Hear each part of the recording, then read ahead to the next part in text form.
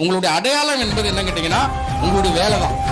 என்ன ஒரு சொசைட்டியில் அடையாளம், உங்க தெருவுக்கு வந்தாங்கன்னா பேங்க்ல வேலை பார்க்கலாம், டிஎன்பிசில வேலை பார்க்கலாம், இதுல வேலை பார்க்கலாம் சொல்லி உங்க அடையாளத்தையே மாற்றக்கூடியது என்ன கேட்டீங்கன்னா வேலை. அந்த வேலைக்கான நம்ம இந்த எக்ஸ்பீரிமெண்ட்னாலும் போகலாம்.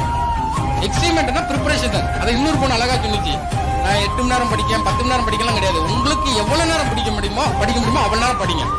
ஆனா என்னுடைய லைஃப்ல பார்க்கும்போது மார்னிங் டைம் வந்து பெஸ்ட் டைம். என்ன மார்னிங் டைம் 5 o'clock எந்திரிச்சு உட்காந்து படிச்சீங்கன்னு வச்சுக்கோங்க, 4:30 எந்திரிச்சிடலாம். எந்திரிச்சிட்டீங்கன்னா மார்னிங் டைம் உங்களை யாருமே டிஸ்டர்ப் பண்ண மாட்டாங்க. ஒரு பாய் நீங்க தான் உட்காந்து படிக்க போறீங்க. ஈவினிங் டைம் உங்களுக்கு டிஸ்டர்பன்ஸ் வரும். உங்க சொந்தக்காரங்களுக்கு யாருக்கிட்ட கல்யாணம் இருக்கலாம், வேற ஏதாவது ஒரு ஃபங்க்ஷன் இருக்கலாம், வேற என்னமோ ஒரு ஃபங்க்ஷன் வந்து உங்க ஈவினிங் டைம் அடிச்சு கொண்டு போயிடும்.